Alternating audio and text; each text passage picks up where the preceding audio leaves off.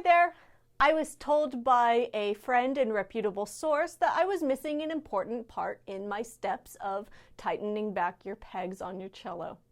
Please watch the video all the way to the end to see this other part because it's quite important. If you want to skip all the video because it's too long and you just want to see me do my tuning with this extra step in mind, just skip forward until you see me wearing this pink shirt. Thanks for watching. Enjoy. Hi, I'm going to show you today how to tune your cello if your pegs are super loose. Right now in my area, a lot of the shops are closed, and so if something major happened with my students' strings, besides it breaking, there's no way that they can get to the shop right now to get it tightened. So here, I'm going to intentionally loosen one of my strings. Today I'm doing G. And the first thing you might want to do is lower your end pin all the way. I might seem odd at first, but here's why.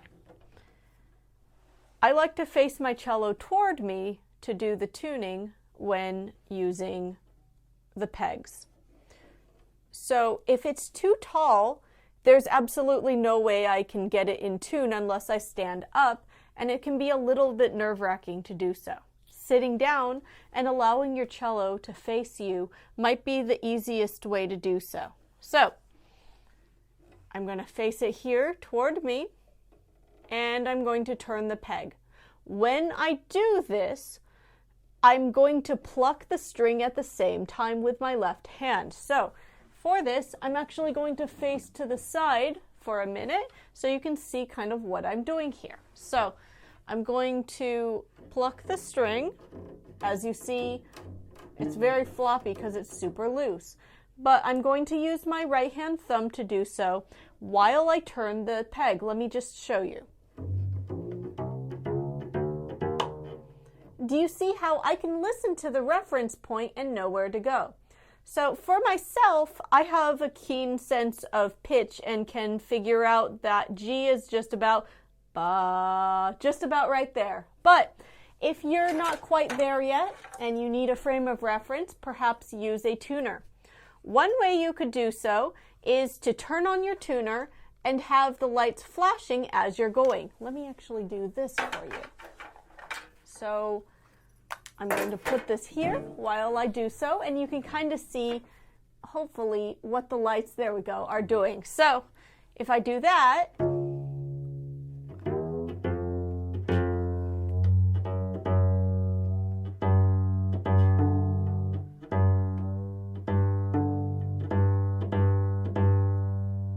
and right now it's registering at G. And it's awfully close right there. I feel like I lucked out actually with that. But if that's a lot to pay attention to because you're looking at that, looking at here, you can use your, if your tuner has this option, for example, this one does, a lot of tuners on your phone's apps can do this as well, where they can play back the sound. For this particular tuner, I'm going to do that for you. So for this one, there's a button here at the bottom that says sound back. I'm going to play it. And right now it's actually at G because I had shown a previous student how to do this using G, which had come loose. However, if it for some reason is not on that octave, you can use the note calibration on the left side to adjust it. Let me show you. So for now, I'm going to leave it at G. Hopefully you can hear me over this hum. And I'm going to loosen my string again intentionally. So now, let me tune it.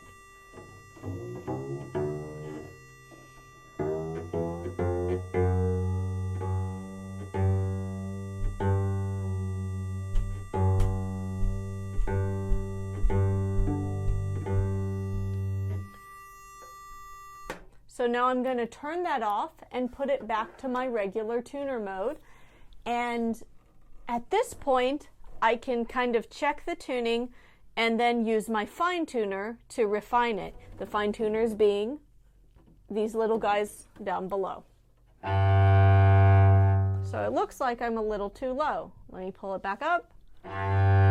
Remember, if the tuner is showing the light on the flat side, that means that you need to turn your fine tuners or your pegs to tighten your strings to bring it up closer to the green. If the light is too far off to the sharp side, that means it's too high and you need to loosen your strings. Righty-tighty, lefty-loosey on your fine tuners. On your pegs, look at how they're wound. They should be wound over the peg. So that means that regardless of if it's on this side or this side, you want to turn the peg away from you to tighten it and toward you to loosen it. When you turn the pegs, you want to push the pegs kind of inward as you turn it, which is kind of another reason that I've turned my cello toward me and have it at eye level, because it's much easier for me to push it inward this way rather than way up here or standing up. I have far more stability this way.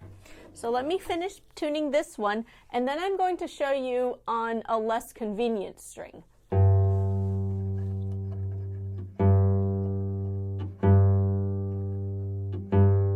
Alrighty, it seems like it's right, but let me play with my bow as well. Nope.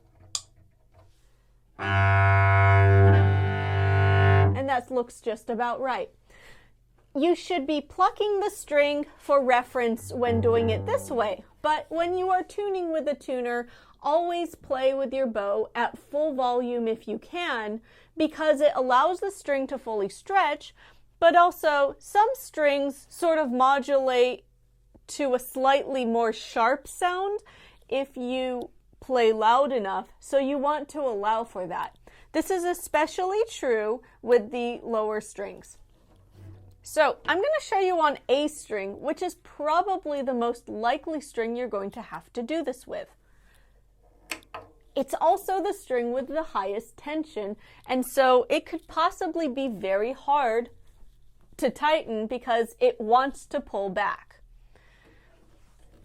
So here we are, dead string, yet again. Because this string is the most prone to break if you turn your pegs, and actually I think that the majority of student string breakage when tuning by the pegs is from not hearing that frame of reference while tuning your pegs, and possibly just pushing it out of frustration because you pull it this way and then watch. Well, you can actually hear that. It fell back out of tune because I didn't push it in all the way. So I'm going to do this one. I'm going to turn the volume of this a little lower because the frequency it doesn't travel as well as the lower string. So here I go. I'm going to push sound back. Now it's playing A.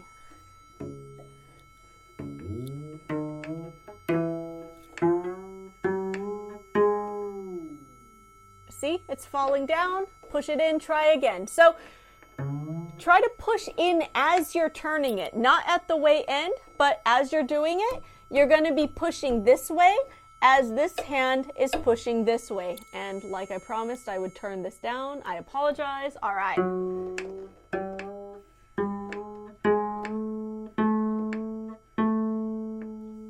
It's still slipping. Okay, so if that's happening, bring your left hand closer to the top of the neck because that'll help tighten and sort of push it in a little closer.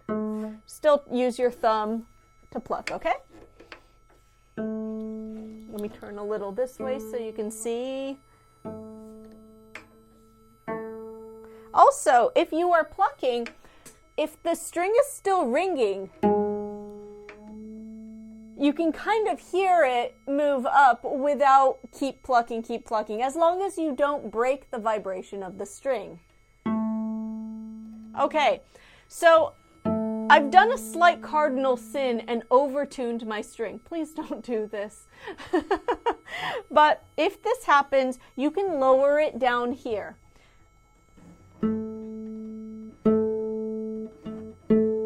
Now, I can hear already that the pitch is awfully close. It's still a little high. Some strings, you can take it just about the middle of the fingerboard. Use your right hand. Put your thumb right here on the side of the fingerboard and grab the string.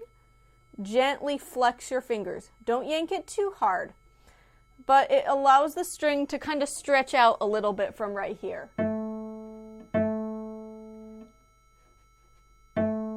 Another place that can stretch is right here, but I don't recommend so only because this is a very common source of breakage, and you stress out the string far less from the middle of the string and fingerboard. Now you hear I'm slightly below the note, so I can tighten it now a little bit at my fine tuner. Now I'm going to make my tuner shut up here and pull out my end pin. Now I'm going to play the strings at full vibration because my end pin is out. It's much more comfortable, much easier to bow because I likely am now in tune.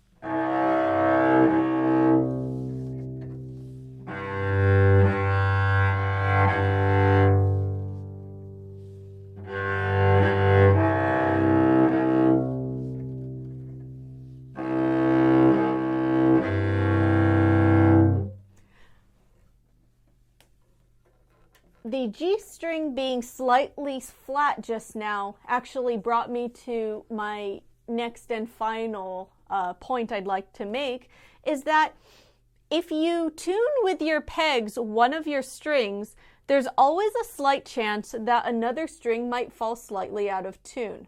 One of the reasons why is because you are changing the tension of your strings, you are changing the tension of the bridge, the tension of the fine tuners on the tailpiece, etc. So you want everything to sort of be double checked, triple checked every single time, but there's always a chance it might fall out of tune, and all you have to do is continue tuning again, again, again. I lied. One more thing I need to show you guys. Sometimes your fine tuners might be too tight. For myself, I actually have quite a bit of room here, but let's pretend that same G that I spent all that time tuning, let's pretend that this fine tuner was too far in and it needed to be reset because I can no longer tighten it right here. For that, here's what you do. You're going to loosen it. Yes, I know, I'm making it out of tune again, but you're safer loosening your fine tuner than you are tightening it. So loosen it a little bit. You don't have to necessarily loosen it all the way where it now, is kind of freely spinning. That's actually a little too much.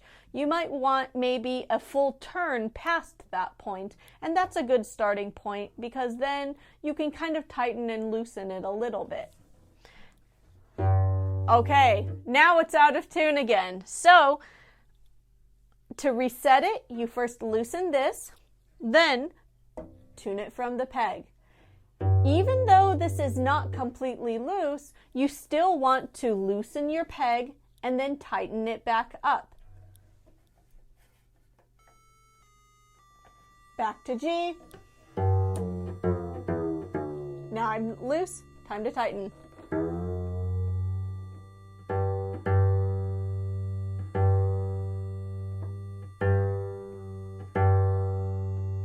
All right, let's double check with the bow now.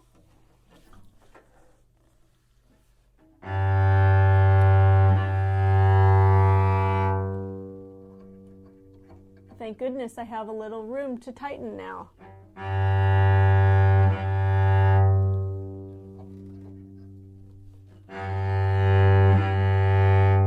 Okay, so for this particular tailpiece, that's actually quite a bit of tightening needed, so I'm going to go back and fix it again.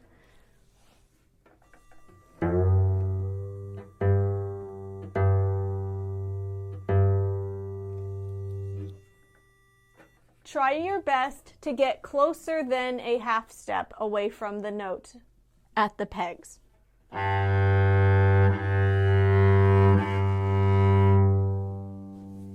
Well, all right.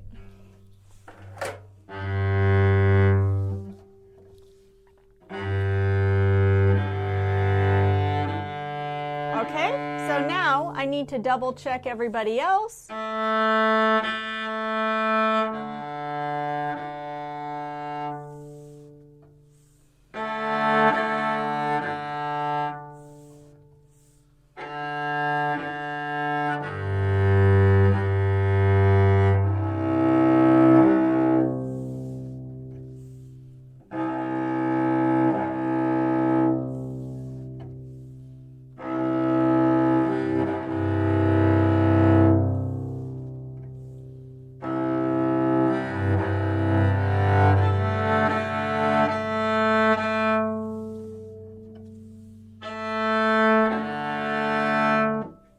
How fast or how slow you tune your cello is often based on your own familiarity with tuning your instrument. So don't be discouraged if you can't do this as quickly as I did. Or if you could do it quicker than me, power to you. Awesome. Practice doing this if you feel comfortable doing so. However, I feel like in right now's environment, that with a lot of shelter in place going on, I would not try this unless you absolutely need to. Remember to take good care of your cello. Practice. Have a good one. Bye. As promised, let me show you what I missed out on last time. So I'm going to actually turn my camera angle a little lower and look up this way. What I forgot to show you is that if your pegs loosen and get tightened up, they will alter the bridge slightly, or might not, but most likely will. If I have a loose peg, I'm going to loosen our G like last time, and it tightens back up, there is a high likelihood it's going to move the bridge this way. And you want to make sure the angle of the bridge is not prone to move that way when you tighten it back up. A couple things you can do to prevent this is you can pull the bridge back very slightly if you have to. For myself, I do not have to. But if the bridge looks like it is bending forward, that's a problem, and that might be beyond help of this, but it shouldn't be there if you have a well-maintained instrument. However, if the bridge is starting to, I'll use my phone as my example. If the bridge is tilted like this without a bend, you need to pull it back for it to be straight up and down. It may help to pull it slightly past it because it will get pulled back up, but I wouldn't recommend this if you don't feel comfortable doing so. So what you may have to do is loosen your strings to adjust your bridge accordingly before retightening it. Try not to tighten the bridge with all the strings completely tight if you can help it, because it does cause the bridge is being pushed down, and if you move it, it might actually snap, and you can seriously damage your cello. Another step that will definitely help maintain the movement of strings to be smooth and not have any friction pulling the bridge back and forth is take a very soft pencil and mark the grooves of the strings. So I say very soft because then the pencil lead transfers easily, and it has a tendency of feeling a little more slick as well. For myself, I'm using not a number 2, a 2B pencil. This is sort of a pencil you might find in a stationery store, art supplies, where you may find drawing or drafting pencils. 2B is a few steps away from what we would call a number 2 pencil or an HB pencil. 4B may even be better. I always have 2B pencils laying around because they are my favorite to mark music with. They show up very dark, and if I need to run copies for a student or for myself, it shows up and it's not silvery and something I have to re-outline. So for myself, this was convenient. It's nice and sharpened. It'll fit into the groove, so I'm going to do this to my own, even though I actually already have some pencil marking in my own. It probably could use a little more in these trying times, and I'd like to demonstrate for you what I'm doing. Okay, so I've put a little there. I would say just mark it so it's well coated, and it sort of works to make it slick. Again, so the windings of the string do not have that grip at the bridge to pull it back and forth. So I'm going to tighten this one back up. And again, I'm checking the welfare of my bridge before doing so. I'm going to actually bring my camera down even more so you can kind of see that, what I'm doing to look. And if it needs to come back down, you do need to take care in doing so. This angle may not be good. This angle actually might be better. Watch out the head of your cello. Make sure it doesn't ding anything. For myself, holding all of it and pulling back gently might work. However, be very careful. Try not to pull at the top of it because that leverage could snap the top of the bridge. Look at how it's built. An even better way to do this would be this. Sit down your cello, be very careful with it. Do not do this on a hard floor or a hard table. If you do this on a table, which is actually better, put some cloth there, okay? But I'm gonna stop the cello with my knees and gently pull. And it wasn't very hard, but again, it's a slightly dangerous maneuver and I almost don't recommend that if you don't feel comfortable doing so. But for myself, I gave myself a little room. If this is difficult for you because you have small hands, or you are a younger student, ask your parents for help, please. So I'm gonna take my trusty tuner here.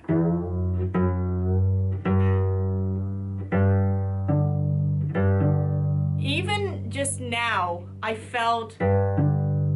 definitely felt the string turn a little nicer. I'm gonna go ahead and lube these two strings as well. My A string is the most likely to come out of tune, so I'm going to loosen this slightly, and I'm going to use this opportunity to demonstrate for you the same thing. Oh, there's my pencil. Looking around everywhere for it. Okay, keep in mind again that if you loosen the string, the bridge also might go the other way again. So you need to check the setting of the bridge. Generally, if you take a look each time and make sure it's okay, it should be okay. But do not ignore any signs of trouble on your bridge. If it's bent over, if it's tilting dangerously, something needs to be done. There are plenty of things that an expert, a luthier, or any other experts of violin repair, possibly also called luthiers, let's be serious, may have other techniques or other rules of thumb they might go through. But I myself am not a luthier. So let me give you a good rule of thumb to know if you're cooped at home and can't see someone. The bridge needs to sit in between these two notches of where the F holes are. These are the holes right here, and you have a little spot where little notches are. Use these as sort of a rule of thumb of where the bridge should set. Generally, the bridge sits in between these two spots. However, there are exceptions. Don't make those exceptions. Just be safe, please. You want to look also down the angle. I'm going to pull this up again. You kind of want to look like you're looking down a barrel or down a tunnel. Looking down a barrel is poor practice too. Don't do that. Look down, make sure that the bridge position sits nice and centered, and then you can go about retuning your instrument.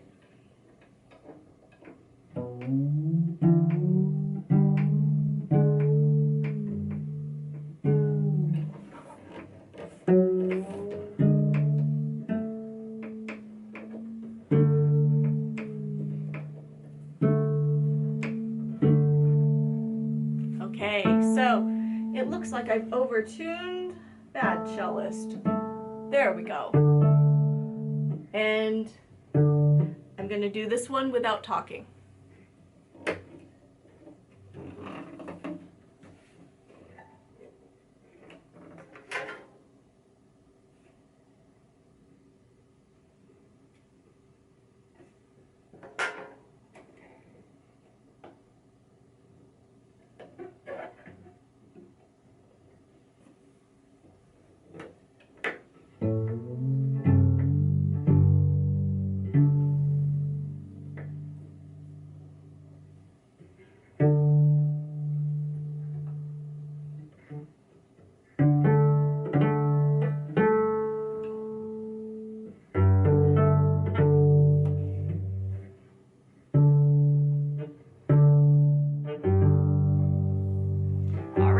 Since I've already done 3 strings, might as well do the last one. This one's the toughest one because it's the biggest string and it's more likely to pull the bridge apart. So make sure that everything looks good and put extra pencil there.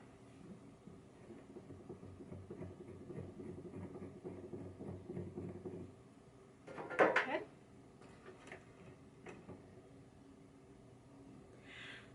Another thing I forgot to mention earlier, right here, check out those ball ends of your strings. Make sure they are sitting properly. They should be sitting like coins in a slot, not coins facing forward, but rather the sides of the coins in the slot, okay?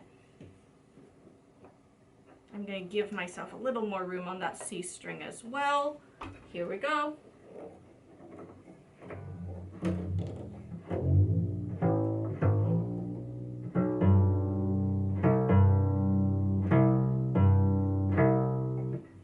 Check that bridge because that's quite a tug.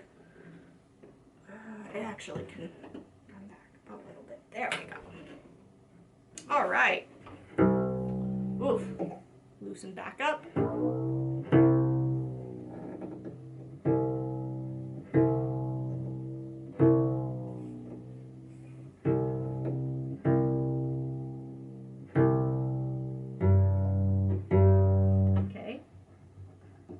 Can be reset as well. Again, check my bridge.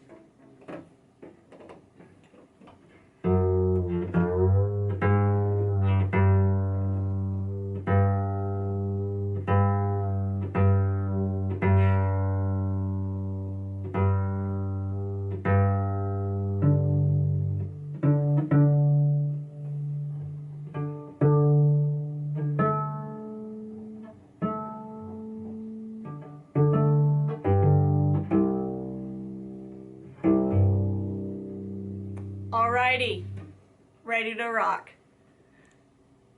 Thank you for watching this.